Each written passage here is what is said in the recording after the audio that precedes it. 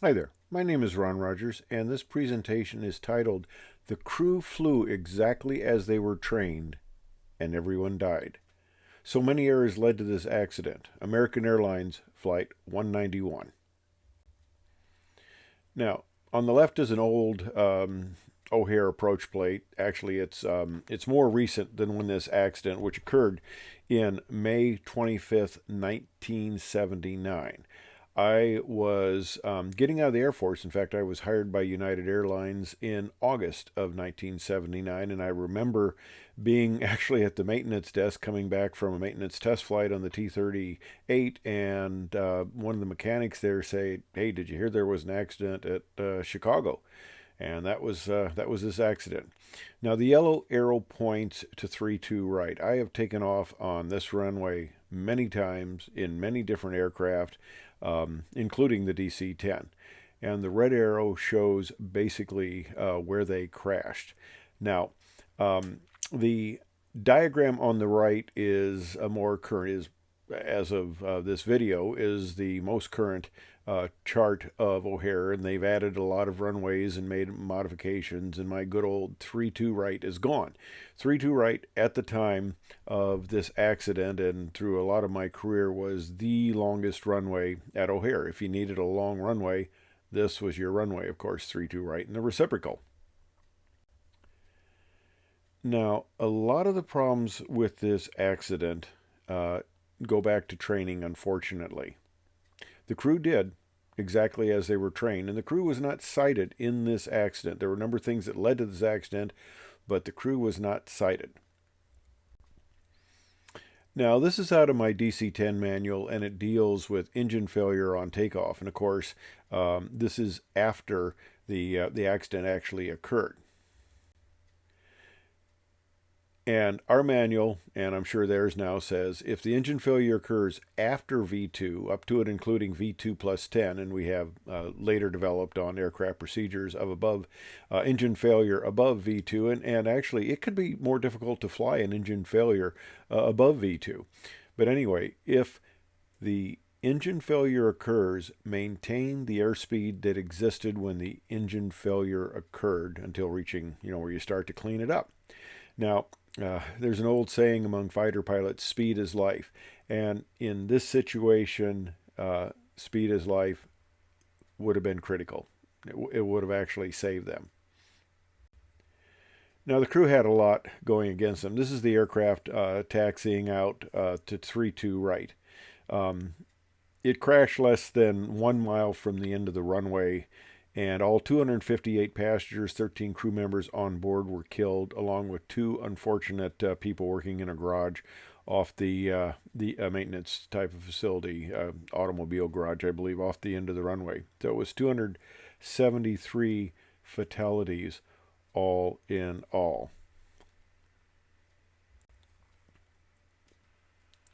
Now, as you probably know, this was a maintenance failure that led to this accident.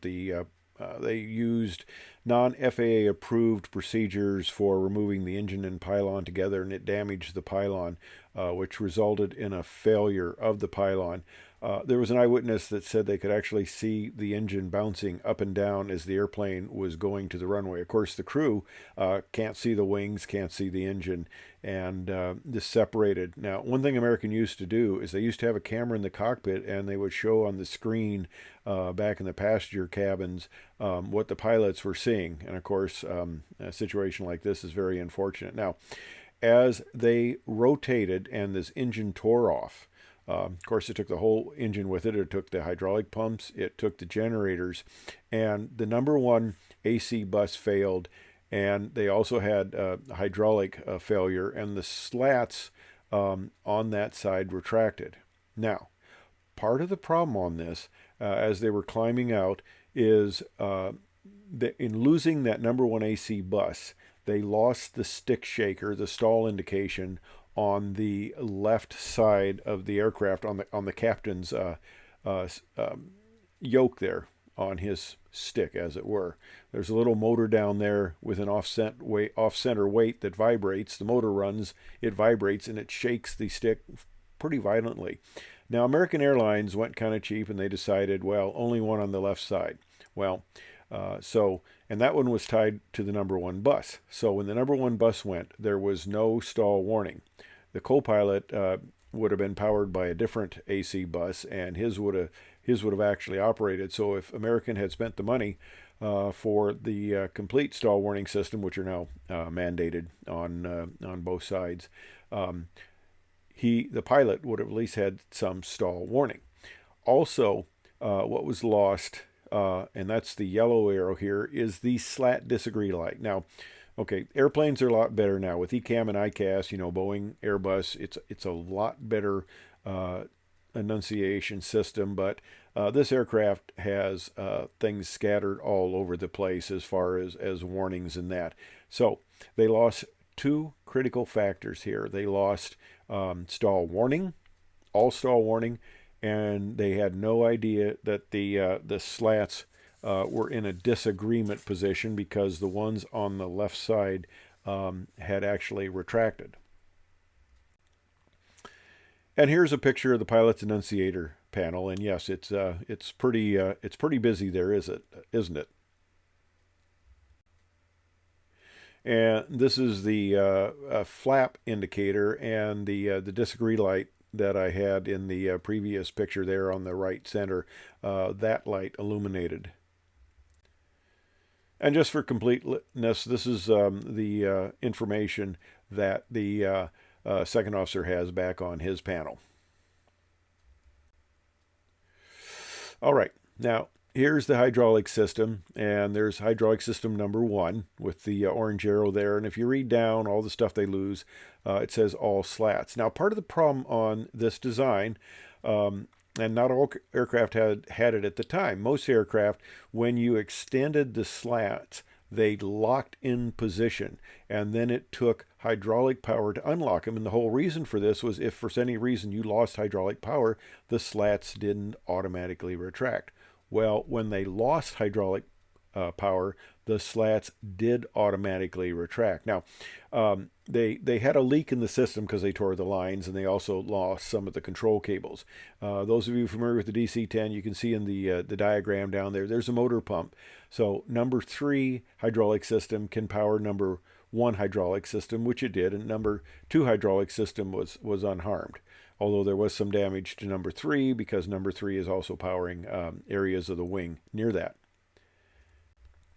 Now here's something else that you could not get by today. This is out of my book for the electrical panel, and yeah, it's like all these things. It's fairly complicated here, but when the captain lost his power, and he lost his flight instruments, you actually had to get up, and the second officer, because of the size of the cockpit, he virtually had to come out of his seat to reach this switch, or the captain could, but he's kind of busy at the time. They only had 31 seconds of flight before they impacted, from when they lifted off to when they impacted. So it was a little short for the second officer to get up there and try messing with his switch, but he would have had to turn it on. Of course, you can't do that nowadays, like on the 727 or that. It doesn't require somebody to turn a switch. It's all automatic. In fact, when I was involved in the 777, that had so many well, it was ETOPS. That had so many power systems and crossovers and protections. It was ridiculous. I joked with them on a conference call, Boeing, one time on a conference call,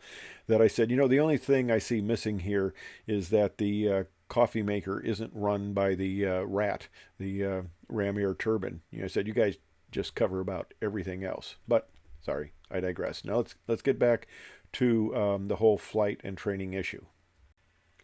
All right, now let's get back to the training situation. Like I said, the crew did exactly as they were trained. The co-pilot was flying. The co-pilot had his bus. He had all his instruments. The captain lost his instruments, but it doesn't really matter. The co-pilot, in this case, was flying, and he had all the information he needed. He had a good working attitude indicator. He had his instruments, and he had a flight director. The only thing he did not have was a stall indication and, of course, awareness of the slat situation, that they were in a disagreement situation, which would have told him something was wrong there. And, of course, all this happens pretty fast. You rotate, and as you rotate, that slung the engine up over, and he pulled up initial pitch attitude, to about 14 degrees, and they never got more than 325 feet in the air, but he was doing 165 knots, and he was a little bit above the takeoff safely speed, the V2, of 153 knots. Okay, he's fast. Now, because the slats were gone, that raised the stall speed to 159 knots. Okay, so if he had maintained the 165 and flew out with that, he would have been above the stall speed. And what he did, though, as he was trained, he slowed back to V2 speed of 153 knots. Okay, 6 knots below stall speed. And the aircraft stalled and rolled over, and the aircraft crashed off of the end of the runway. And of course, like I mentioned, there was a maintenance garage down there. 2 people in the garage, unfortunately, were killed. Now, here's a diagram of the pylon there. And American Airlines was using an unapproved procedure. Well, the FAA didn't need to approve the procedure, but they were using a procedure that had not been approved. And the maintenance procedure that McDonnell Douglas prescribed was that you take the engine off the pylon, then you take the pylon off. Well, they could save 200 hours of maintenance time if they kept the whole thing in one unit with the engine and pylon. United Airlines was actually doing something similar at the time, but they were using an overhead hoist. American was using a forklift. And they were replacing this engine, and in the process, they had a shift change, and the forklift was left there, but the pressure bled off a little bit, and it caused the pylon to sag, and this damaged the aft wing clevis point, which caused the failure. And of course, there was a rush to judgment on this. Everybody wants to know, of course, right away what happens. And there's an old error, and my wife will often ask me, says, well, what do you think caused it? What do you think caused it? And I'll go, you try not to guess quickly. Yeah, okay, maybe there's a few things that might seem to point it, but those who try to guess an accident problem early are usually the wrong ones. And here's our good old Illinois FAA Administrator Langhorne Bond, who thoroughly embarrassed himself on this because on the runway they found this attach bolt for the pylon, and it had sheared. So that's it. It was a bolt failure. The bolt had failed, and that's why the engine came off and resulted in the accident. Well, no, that wasn't why the bolt failed. The bolt failed because it was stressed during this process that was really not appropriate. Now, there was one final fatality in this that is often overlooked, and they were going to dispose an Earl Russell Marshall, who was the crew chief at American Airlines maintenance facility the following day. And the night before he was to be disposed, he committed suicide. So if American Airlines, and of course United, had not been using an unapproved maintenance procedure, if the electrical system was better designed, if American Airlines had paid for both stall warning systems, left and right, if the slats had been designed so they didn't retract with a loss of hydraulic pressure, and if the crew had kept their airspeed and continued to fly with higher airspeed and not slowed to V2, the aircraft, the accident would have been prevented. In fact, the unfortunate simple fact that if the aircraft crew would have kept their speed, they would have made it around. Such a small error, the crew did exactly what they were trained to do, and that's what led to their and all the passengers' demise and people on the ground and the maintenance chief. Thanks for watching. Hope you found it informative.